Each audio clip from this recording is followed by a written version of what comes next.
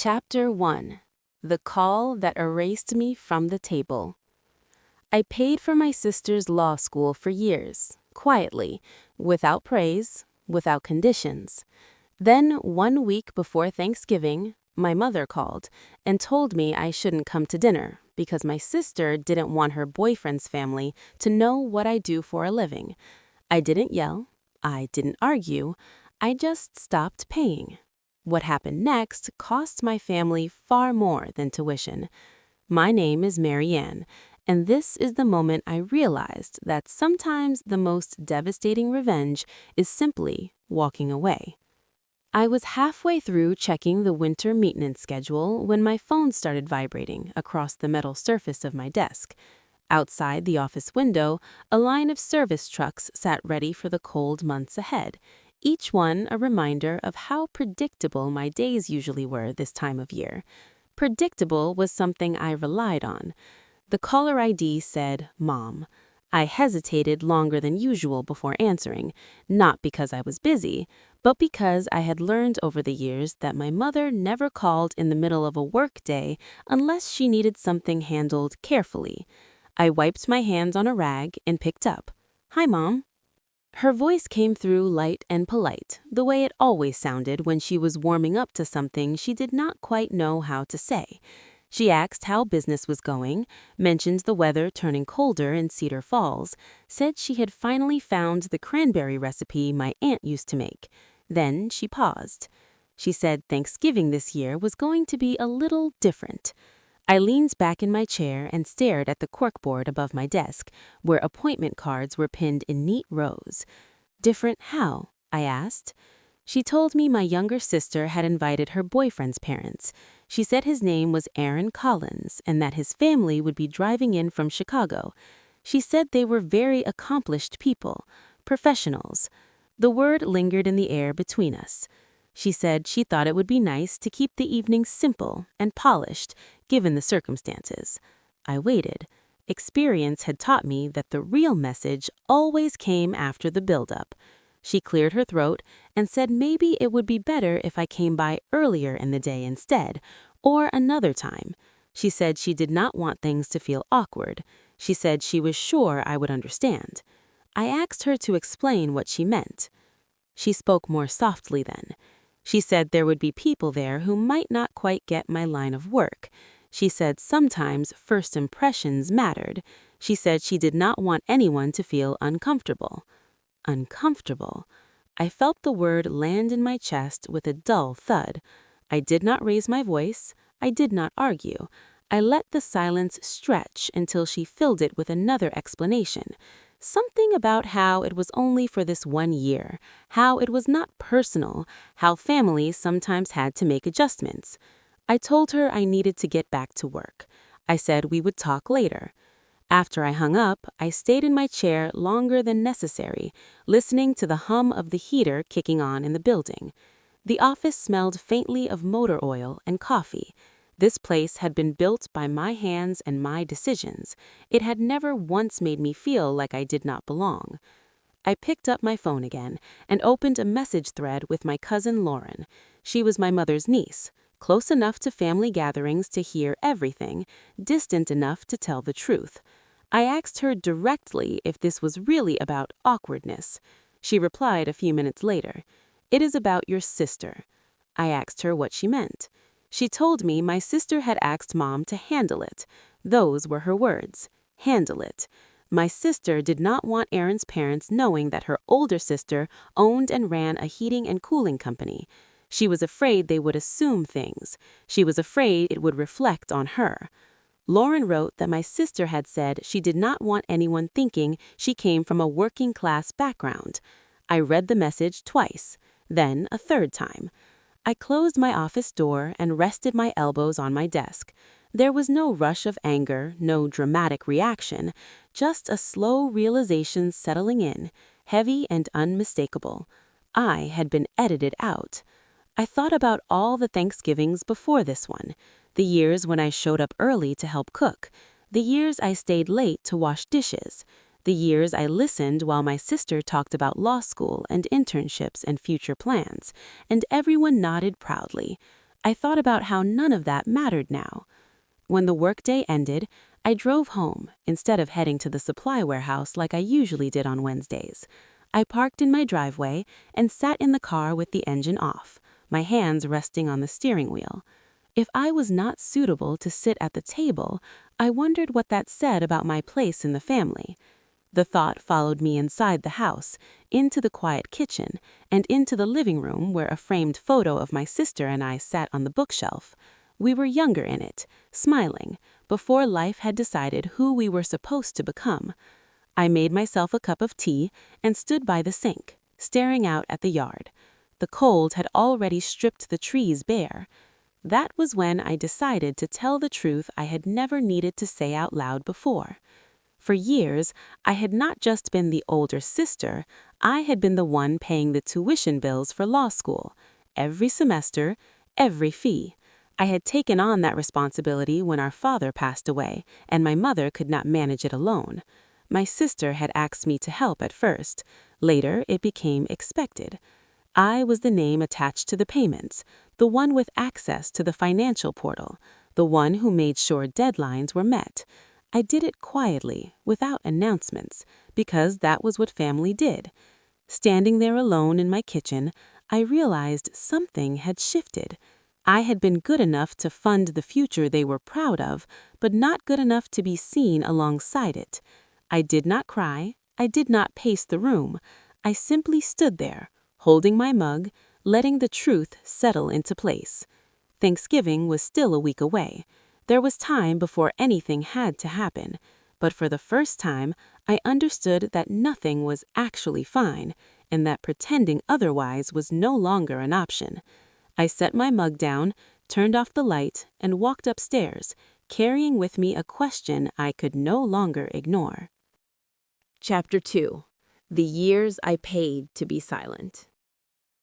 Sleep did not come easily that night.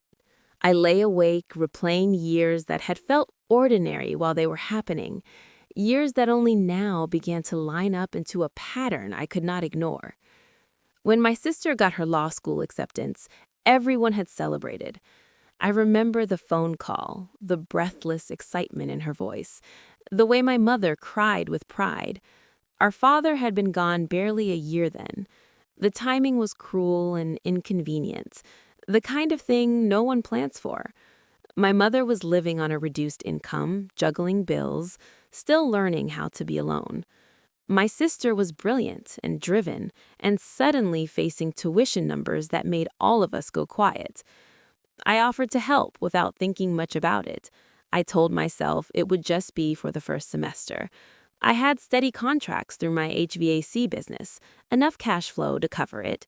I said it the way people say things when they expect circumstances to change soon. The first payment felt heavy, but manageable.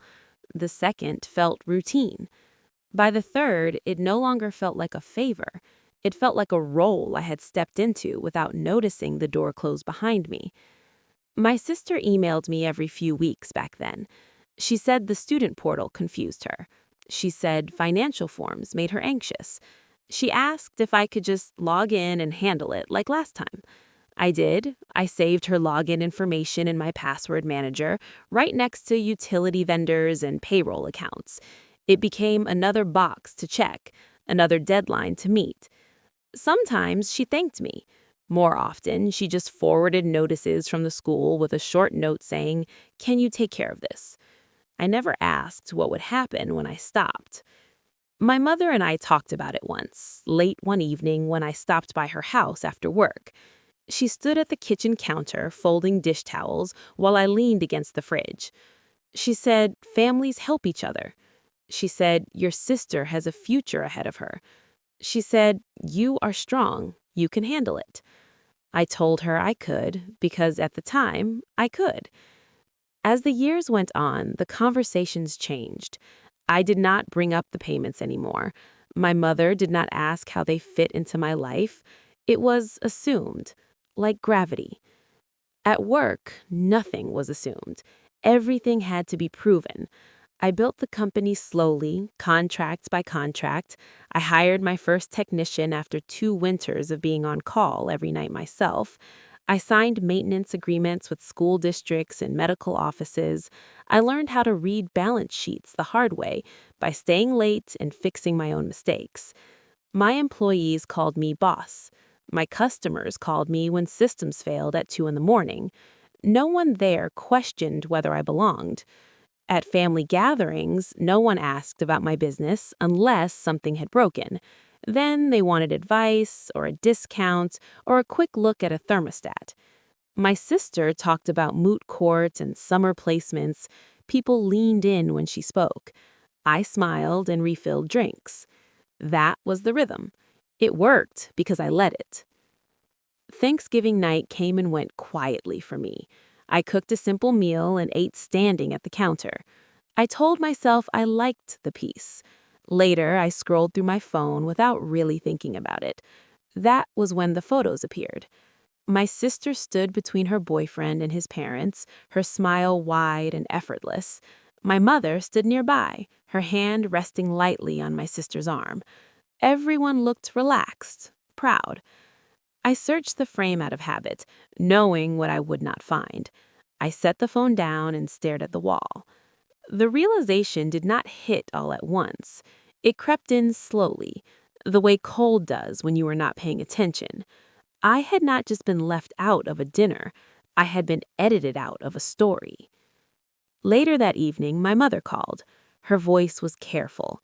She asked if I was doing okay. I told her I was fine. She said things had gone well. She said everyone had been very pleasant. I asked her if my sister seemed happy. She said yes. She said that was what mattered. I did not mention the photos. I did not mention the payments. I did not mention how it felt to be invisible. I listened until she ran out of things to say. When I hung up, the house felt larger than it had earlier. I walked from room to room, turning off lights, touching the backs of chairs, grounding myself in small motions. I opened my laptop and glanced at my calendar. Payroll was due in 2 days. A boiler replacement was scheduled for Monday. Another tuition notice sat flagged in my email inbox, unopened. For the first time, I did not click it. Instead, I thought about how easily my role had shifted over the years, from sister to supporter to something quieter and less visible. I thought about how no one had asked if I wanted that role to continue. I did not feel angry, I felt clear. That clarity settled over me as I shut the laptop and went to bed, not knowing exactly what would come next, only knowing that whatever happened, I could no longer pretend this arrangement was harmless. Chapter 3. The Click I Didn't Take Back. Morning came quietly, the kind of quiet that only exists the day after a holiday, when the world seems unsure whether it should start moving again or stay still a little longer. I woke before my alarm and drove to the office while the sky was still pale. The parking lot was empty when I pulled in. No trucks yet, no radios playing, just the building, waiting. Inside, the air was cool and smelled faintly of paper and metal. I set my bag down, poured a cup of coffee, and opened my laptop. I did not rush. I did not feel panicked. What I felt was steady, like my thoughts had finally lined up in the same direction. The email from the law school sat where it always did, flagged and unread. Tuition statement. Upcoming term. Action required. I clicked. The financial portal loaded slowly, as if it were taking its time on purpose. My name appeared at the top of the screen, listed as the authorized payer. It had been there for years. I remembered the first time I saw it, the weight of responsibility settling in without a sound. I did not touch anything right away. Instead, I leaned back and let my eyes drift to the window. Outside, the street was still quiet. A delivery truck passed by, tires hissing softly on cold pavement. Somewhere down the block, a garage door opened. I was not angry. That surprised me. I had expected anger to show up eventually, loud and demanding, but what I felt was something else, a deep tiredness, the kind that comes from holding the same position for too long and finally realizing you were the only one doing the lifting. I scrolled through the transaction history, semester after semester, payment confirmed, receipt emailed. I could trace the story of my support without reading a single word. My phone buzzed on the desk. A text from my sister. "Are you okay? Mom says you've been quiet." I did not respond. I moved the cursor to the section labeled Payment Responsibility. The language was precise and neutral. Remove payer, confirm authorization change. I paused again. Not because I wasn't sure, but because I wanted to be certain I understood what I was doing. This was not punishment. This was not revenge. This was me stepping out of a role I had never agreed to carry forever. I clicked. A small confirmation window appeared. "Are you sure you want to remove yourself as the authorized payer?" I clicked yes. The screen refreshed. My name disappeared. In its place was a simple message stating that payment responsibility had been removed and future billing notices would be redirected. That was it. No fanfare, no alarms, just a quiet change in status. My phone buzzed again, then again. I glanced at the screen. My sister. Why did I get an alert from the school? Another message followed almost immediately. "Please call me." Before I could even consider it, my phone rang. Mom. I let it ring once, twice, 3 times, then answered. She did not bother with small talk this time. "What did you do?" she asked. I took a breath. "I stepped back," I said. She sounded confused. Stepped back from what? From paying for law school. There was a long silence on the other end. When she spoke again, her voice had shifted, sharp with worry. "You cannot just do that. Your sister depends on you." I kept my voice even. "I have been doing it for years, quietly, without complaint, and I have learned that I can no longer keep doing it." "She said you were upset about Thanksgiving. This is not the way to handle that." "This is not about Thanksgiving," I said. "This is about being treated like I'm only useful when I'm invisible." She sighed. "You know how sensitive your sister is. You know how hard this program is." "I know," I said, "and I know what I'm capable of. What I'm not capable of anymore is pretending this is fine." My sister must have been listening because suddenly her voice broke through on speaker. "Why would you do this without talking to me?" I closed my eyes briefly. "I have tried talking for years," I said. "You did not hear me." "That is not fair," she snapped. "You said you were okay with helping." "I was okay helping," I said. "I was not okay being erased." Her breathing was quick and uneven. "You're ruining everything. Do you know what this could do to my future?" I pictured her sitting somewhere comfortable, phone in hand, finally facing a consequence that had always been abstract before. "I'm not ruining anything," I said. "I'm stepping out of a role that was never meant to be permanent." My mother interrupted. "Please, we can talk about this later. Just put things back the way they were for now." I looked at the clock on the wall. The time for later had passed years ago. "I cannot," I said. There was nothing else to add. I ended the call gently and set the phone face down on the desk. For a moment, my hands trembled, not from fear, but from the release of tension I had been carrying without naming. A knock sounded at my office door. Naomi, my office manager, leaned in. "Morning. You wanted to see me before the team meeting." I nodded. "Yeah, give me 5 minutes." She smiled and disappeared back down the hall. I took another sip of coffee and straightened the papers on my desk. Outside, engines began to start. Voices drifted in from the lot as the day officially began. My phone buzzed again. I ignored it. When I walked into the conference room a few minutes later, my team was already sitting, flipping through schedules and notes. They looked up as I entered, waiting for direction. I felt grounded, present, useful in a way that did not require me to disappear. We talked through the day. Equipment orders, staffing, a late call that would need coverage. I listened. I answered questions. I made decisions. Not once did my mind drift back to the phone. By the time the meeting ended, the tension that had followed me since the night before had eased into something steadier. Not relief exactly, more like alignment. I returned to my office and finally picked up my phone.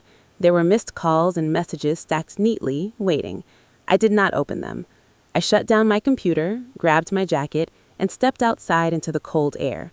The trucks were pulling out one by one, heading into the city, carrying heat to places that needed it. I watched them row, knowing that whatever waited on the other side of this decision, I had done the one thing I could no longer avoid. I had chosen not to take the click back. And for the first time in a long while, that choice felt solid enough to stand on. Chapter 4.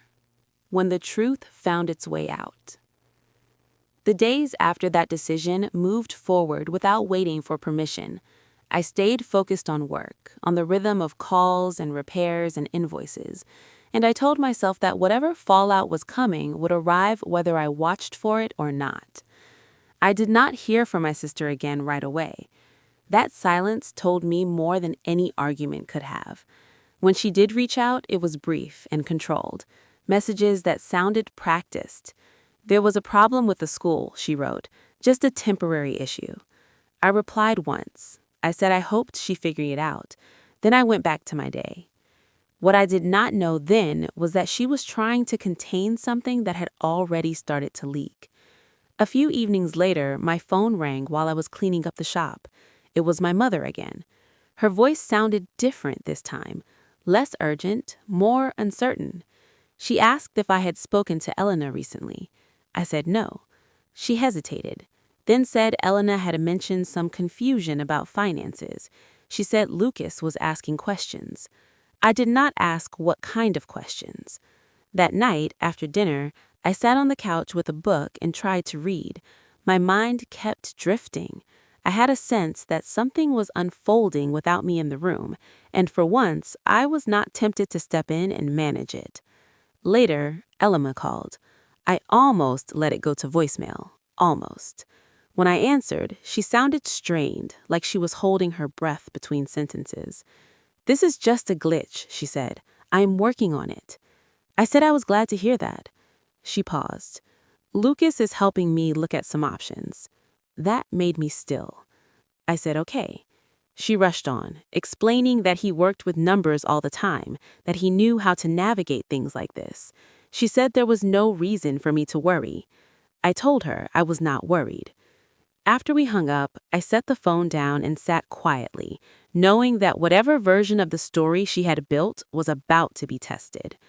It happened on a weeknight, according to what my mother later told me, and then according to what my sister eventually admitted. Elena had been sitting at the kitchen table with her laptop open, paperwork spread out, trying to look calm. Lucas sat across from her, sleeves rolled up, scanning through forms. She had asked him to look over a loan application to make sure she had filled everything out correctly. She said she just wanted a second set of eyes. At first, he asked practical questions. How much are you requesting? What is the interest rate? Do you have a cosigner? She answered smoothly, confidently. Then he clicked on an email thread that had been left open in the background. It was a billing statement from the law school. My name was on it. He did not react right away. He leaned back in his chair and looked at the screen again, then at her. "Who is this?" he asked. She laughed, too quickly. She said it was probably an old contact. He turned the laptop slightly so she could see what he was seeing. "These are recent," he said. "These payments are recent." She stared at the screen, then away. Her voice dropped. "It is nothing," she said. "My sister helps sometimes." He did not raise his voice. "Helps how?" he asked. She hesitated, long enough for the truth to gather weight. "She pays some of it," Elena said. "Some of it," he repeated. She shook her head, frustrated now. "Okay, most of it." There was a silence that stretched thin. "Why did you tell me you were paying for school yourself?" he asked. She snapped back that it was complicated, that it didn't matter, that she was handling it now. He did not argue. He simply asked another question. "Then why was your sister not at Thanksgiving?" That was the one she could not prepare for. According to my mother, Elena stood up so abruptly that her chair scraped against the floor. She said it was not like that. She said she just didn't want things to be awkward. She said Lucas wouldn't understand. He looked at her, really looked at her for the first time that night. "You were embarrassed by her," he said. She tried to explain. She talked about appearances, about impressions, about how people judge. He listened until she ran out of words. Then he said something quietly. "She paid for your education, and you did not want her seen."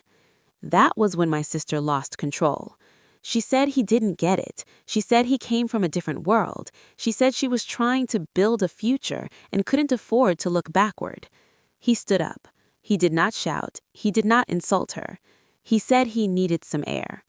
My mother told me later that Elena called her immediately after, crying, furious, blaming everyone but herself.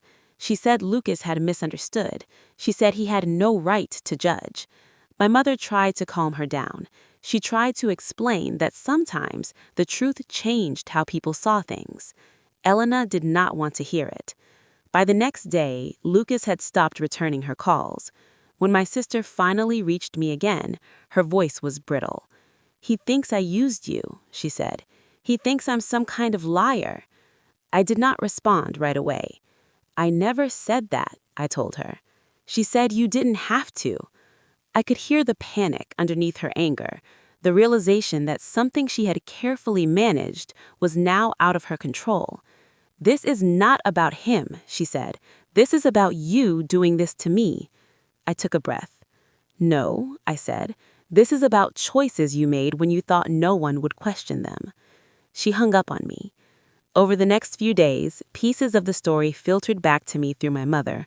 Lucas had been distant. He had asked for space. He had started reevaluating things he had previously taken at face value. It was not the money that bothered him most, my mother made that clear. It was the way Elena had spoken about me, the way she had hidden me, the way she had been willing to erase someone who supported her. I went about my routines, listening without interrupting, offering no commentary. For once, I was not the mediator. I was not the fixer. One evening, as I locked up the office, my phone buzzed with a message from Elena. I did not open it. I stood in the empty lot, the cold air sharp in my lungs, and understood that something had shifted permanently. The truth had not needed my voice to travel. It had found its own way out, and now it was doing what truth always does, quietly rearranging the shape of things. Chapter 5. I walked away with peace, not apologies. The change reached the school before it reached me. That was how I knew it was real. I heard about the financial hold through my mother, not through Elena. She called mid-morning, her voice careful again, but tired this time. "The school put a hold on her account," she said. "They say she cannot register for next term unless the balance situation is resolved." I listened without interrupting. The word hold settled into place. Not a punishment, not an ending, just a line that could not be crossed without responsibility. My mother went on. She said some relatives thought I should reconsider. She said others had stopped calling altogether. She said families did not always know how to handle change. I said I understood. She asked if I was angry with her. I paused before answering, not because I did not know, but because I wanted to say it plainly. "I am not angry," I said. "I am done being invisible." She exhaled slowly, like she had been holding her breath for weeks. "I need to feel respected," I continued, "not just needed." She did not argue. She said she would think about that. 2 days later, Elena showed up at my office. It was late afternoon, the kind of gray hour when the light fades early in winter. The crew had already cleared out. I was finishing paperwork when Naomi knocked on my door and leaned in. "Your sister is here," she said quietly. "She looks upset." I nodded. "Thanks." When Elena stepped inside, she looked smaller than I remembered. Her coat hung open, her hair pulled back hastily. She did not sit down right away. She stood near the door like she might need to leave quickly. I waited. She finally spoke. "I got the notice," she said. "They will not let me register." I nodded. "I know." Her eyes flicked up to mine. "You could fix this." I shook my head gently. "I am not fixing anything. This is between you and the school now." She took a step forward, then stopped. "I didn't mean to hurt you," she said. "I was just trying to protect myself." I leaned back in my chair. "Protect yourself from what?" "From being judged," she said. "From being seen the wrong way." I held her gaze. And what about me? She swallowed. She did not answer. I love you, I said. That has never changed, but I am not your bank, and I am not something you get to hide when it's inconvenient. Her voice cracked. You are ruining my future. I shook my head again. No, I am refusing to sacrifice mine for it. She sank into the chair across from me, hands clenched in her lap. Lucas left, she said quietly. I did not respond right away. He didn't yell, she continued. He just said he needed time. Then he packed a bag. I felt a flicker of sadness for her, real and unforced. Loss was still loss. I'm sorry, I said, truly. She looked up at me surprised. Then her face tightened.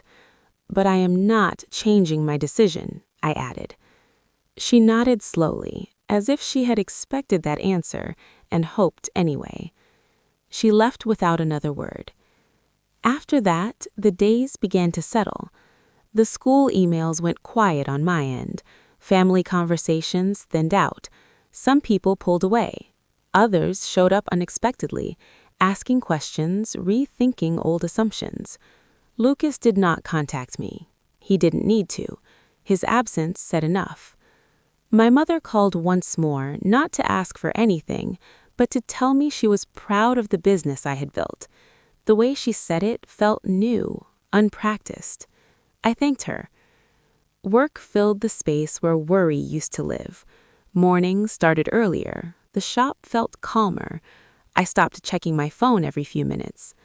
One morning, weeks later, I realized something had shifted inside me. I was not waiting for an apology that might never come.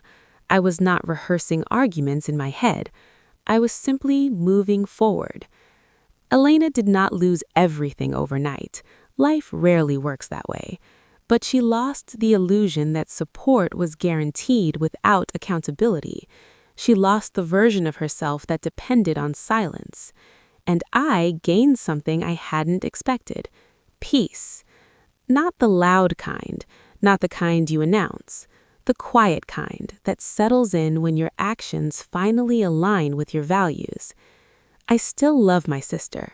I still love my family. But love does not mean erasing yourself to make room for someone else. On a cold morning not long after, I stood outside the office watching the sun creep up over the rooftops. The trucks pulled out one by one, heading toward another day of work. My phone stayed in my pocket. If you've ever been the strong one, the reliable one, the person everyone leans on without asking how it feels, you might understand this ending. Sometimes the bravest thing you can do is stop holding everything together. And if this story resonated with you, I would love to know, have you ever had to choose yourself after being the strong one for everyone else?